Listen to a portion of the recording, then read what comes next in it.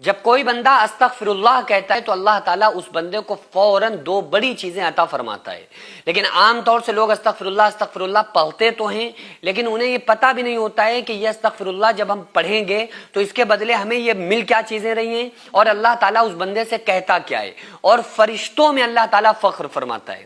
یہ جو چھوٹا سا جملہ ہے نا استغفر اللہ، اس کی بہت بڑی طاقت ہے، کیونکہ آقا علیہ الصلوۃ والسلام نے اس کے بارے میں اس کی بڑی فضیلتیں بیان فرمائی ہیں، اور خود قرآن کریم میں اللہ تعالیٰ نے اس کی بڑی فضیلت بیان فرمائی ہے.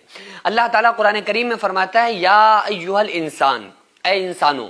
اس میں اللہ تعالیٰ نے کسی خاص مسلمان کو، مومن کو، نیکوں کو، نمازیوں کو مخاطب نہیں کیا ہے، مخاطب نہیں کیا، پکارا نہیں ہے، بلکہ اللہ تعالیٰ نے ہر انسان کو، گناہ گاروں کو، خطا کاروں کو، مکار بے نمازیوں کو، سب کو اللہ تعالیٰ نے کہا ہے. اور کیا کہا؟ یا ایھا الانسان، اے انسانوں، ما غرک بربک الکریم، تمہیں اپنے رب کریم کے بارے میں کس نے دھوکے میں ڈال دیا، یعنی تم اللہ سے دور کیسے ہو گئے. اور جب کوئی بندہ استغفر اللہ پڑھتا ہے تو اللہ تبارک و تعالیٰ فرشتوں میں فخر فرماتا ہے، اور فرشتوں سے کہتا ہے اے فرشتوں دیکھو ہمارا بندہ ہم سے معافی طلب کر رہا ہے، ہمارا بندہ ہم سے بخشش طلب کر رہا ہے.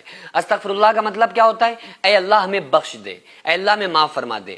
یہ استغفر اللہ جب کوئی بندہ کہے، اگر اس کے دل میں ندامت آ گئی تو کتنے بھی گناہ ہوں گے اس کے اللہ تعالیٰ معاف کر دے گا. اور اس کے پڑھنے پر اس کو عطا کیا کرتا ہے کہ ایک مرتبہ ایک شخص تھا نا، ایک واقعہ لکھا ہوا ہے کہ ایک شخص تھا جو ہمیشہ یا سنم یا سنم یا سنم کہتا تھا، اپنے معبود کو پکارا کرتا تھا، اور اس کا اسلام سے کوئی تعلق ہی نہیں تھا، یا سنم یا سنم یا سنم کرتا رہتا تھا. تو 70 سال تک وہ یا سنم کہتا رہا. ایک مرتبہ اس کی زبان لڑکھڑا گئی اور اس کی زبان سے یا سنم کی جگہ یا سمد نکلا. اور یا سمد کس کا نام ہے؟ اللہ کا نام ہے، اللہ الصمد. سمد کہتے ہیں بے نیاز کو.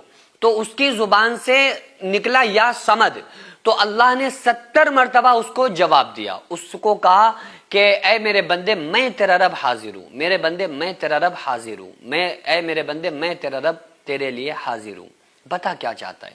تو فرشتوں نے کہا کہ مولا تو بھی یہ جانتا ہے اچھی طریقے سے کہ تجھے نہیں پکار رہا ہے، یہ تو سنم سنم سنم کہہ رہا تھا، یہ تو دھوکے سے اس کی زبان سے تیرا نام نکل گیا. تو اللہ تعالیٰ فرماتا ہے اے فرشتوں اسکت، خاموش ہو جاؤ. اس نے بھلے دھوکے سے ہی صحیح لیکن پکارا تو مجھے ہے نا، اپنے رب کو پکارا ہے نا. 70 سال یہ جس کو پکارتا رہا اس نے تو کوئی جواب نہ دیا. اگر میں بھی اس کو جواب نہ دیتا تو مجھ میں اس میں کیا فرق یہ سمجھتا. تو میں تو اپنے بندے کی ہر پکار پر لبیک کہتا ہوں، ہر پکار پر اس کو جواب دیتا ہوں.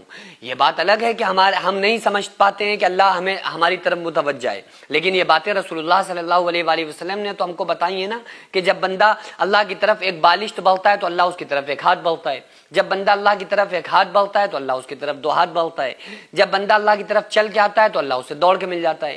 تو اس لیے جب کوئی بندہ استغفر اللہ پڑھتا ہے تو اس سے زیادہ اللہ کو کوئی تسبیح پسند نہیں ہے.